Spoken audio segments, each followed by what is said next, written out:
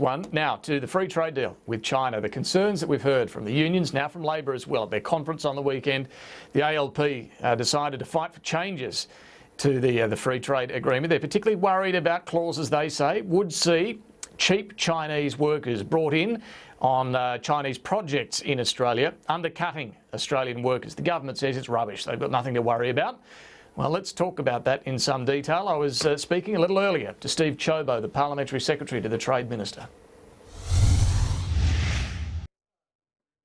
We've made it clear that under the agreement we've put in place, all the same Australian regulations and safeguards that apply at a federal and state level will continue to apply under the agreement. The particular part of the agreement that's concerned the unions and now Labor as well, Clause 4 of the MOU on the Labour Mobility Clause does say that the project company, the Chinese company, agrees to comply with all Australian laws and regulations, including workplace law, work safety law, relevant Australian licences, so on. So that sounds great. Yes. Clause 5 then says the project company may be asked to provide additional information by the Australian Department of Immigration in respect of its requests for concessions in the above areas. So they can seek concessions. Well, the way it works, and this gets all very technical, but in broad terms the way that it works is that you have an investment facilitation agreement which enables foreign workers to be brought in on projects of more than $150 million, and that sits separate to the actual China-Australia Free Trade Agreement. Yes. In terms of the execution though of saying, well, we can't get enough Australian workers, how do we bring in on a temporary basis skilled foreign workers? That's done under a project agreement, and the project agreement vehicle that is used to bring those temporary workers in is a 457, in the main, is a 457 visa.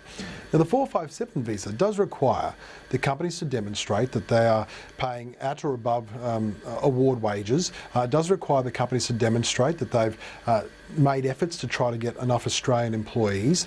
It really is still the case. And this is the reason why it is such a scare campaign from the union movements, because the fact is, it is still the case that Australian workers are given first preference and first priority when it comes to employment on these sorts of projects. So, okay, but I know it's technical, but why is there this clause that says they can seek concessions to those rules? What's that there for? Because ultimately people might say, well, we want to trade off a bit here and give a bit extra there. So what it's actually about saying is, overall, we do not want, and the 457 visa process has always worked as thus, we do not want Australian conditions to be eroded. That's been a principle now of standing for some time. It continues to be. But as part of that, give a bit here and take there, could that be, well, we'll invest a bit more if you let us pay a bit less? No.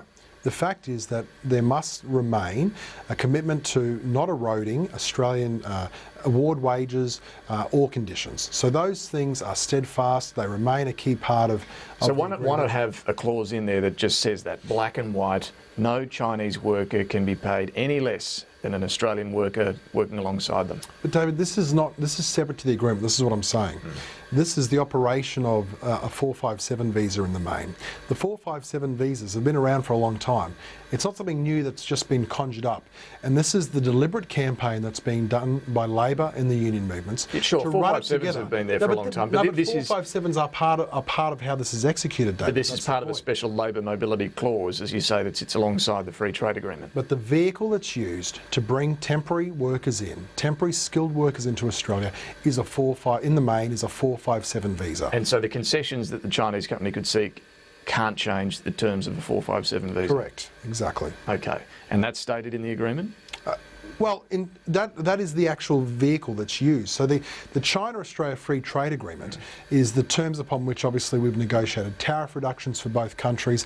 It is the agreement that's been set between Australia and China, but that's separate to what actually is used to bring workers in, which obviously is administered by a Department of Immigration, and that's the visa process. Sure, so but it's just this line about their ability to seek concessions doesn't actually state, but that can't include changes to pay conditions, 457s, etc. But that's the vehicle that's used, and that's what I'm saying. I mean, we're getting into a very technical area. I appreciate that. The point is, though, that our visa system still obviously has primacy. Okay. Our visa system is what applies in terms of anybody who's not an Australian citizen coming into Australia. And we make it very clear that under 457 visas, there's got to be a requirement that Australian workers are given first preference and that we don't erode Australian pay and conditions. I see another concern. This one's not from the unions or Labor, but it came up at a parliamentary inquiry into the China Free Trade Agreement that while they're meant to phase out tariffs on Australian beef over 9 years, there is a trigger point. If they start importing more than 170,000 tonnes of beef, and we're pretty close to that already, I think we're 160,000, then they could reimpose tariffs. Well, look, we've negotiated the very best outcome that we possibly could. The fact is that the agreement that we've put in place with China is an agreement that's going to materially benefit Australia. It's going to lead to increased prosperity in our country. It's going to lead to more investment in our country. It's going to lead to higher jobs in our country. This is the very reason why Simon Crean, a former head of the ACTU and a former Labor Trade Minister, has come out today and said that Bill Shorten and the Labor Party have got it wrong. He's made it clear that Bill Shorten and the Labor Party need to stop their radical agenda that they've signed up to with the Australian Union movement and recognise that this deal, this agreement, is in Australia's national interest and will drive jobs, will drive investment and will drive increased national prosperity. Okay, but the details matter. Just to clarify that, can China whack tariffs back on our beef? Well, the agreement that we've put in place with China has been negotiated and is subject to obviously ongoing, the discussions around the negotiations are finished, but obviously that's got to now move through the actual parliamentary approvals process. But is that part of the deal at the moment? Well, look, the actual detail in relation to volumes of beef I'd need to come back to you on. But certainly in terms of the deal that's been negotiated, you know, you'll be able to go through and say, well, couldn't we have gotten a better deal here or couldn't we have gotten a better deal there? The fact is, David, that this is the deal that's been negotiated. It's the deal that Andrew Robb and the government have secured to put Australia in a stronger economic position in the future. It's a deal that's now backed in by a very senior fellow in the Labor movement, the former head of the ACTU, the former Labor Trade Minister, who makes it clear and exposes, frankly, Bill Shorten for being a hypocrite, but more importantly, highlights that the Labor Party is willing to trade away Australia's national interest. And just to be clear, it can't be changed at all? It's either take it or leave it as it is right now? Well, obviously it's got to go through the parliamentary approval process, but this is the agreement that we've been able to negotiate with China. This is the process that we've gotten to. This is the agreement that both sides are satisfied with, that both sides believe presents a win-win scenario. So you're not going to go back to China with changes? You know, and this is the great furphy that Labor's running around with. Labor's saying, well, look, we're prepared to go back and renegotiate. I mean, bear in mind, this agreement under Labor stood still for basically 6 years they were in government.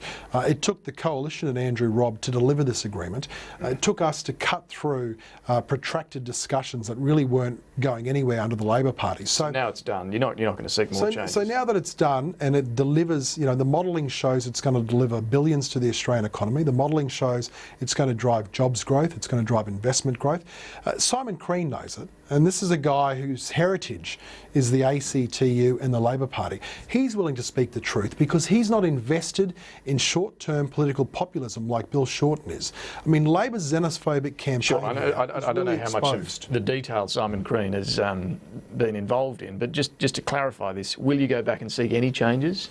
Well, we've negotiated the agreement now. The agreement is in place. And that's locked in? And we have an agreement that serves our national interest, obviously satisfies the Chinese as well. That's why they've signed up to it.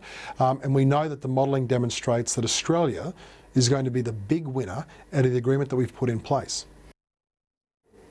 Steve Chabot talking to us earlier on that issue about Australian beef exports to China. Steve Chabot got back to me later in the day. He said China has retained the right to apply a discretionary safeguard on beef, i.e. a tariff, once volumes of Australian beef pass a certain trigger, 170,000 tonnes, as we discussed there. But it will go up over time. And 10 years into the agreement, the trigger would be 200,000 tonnes per year. So it's moving as, hopefully, our exports to China increase. But yes, China does retain the right to, after that trigger point, apply some further safeguards around its local industry.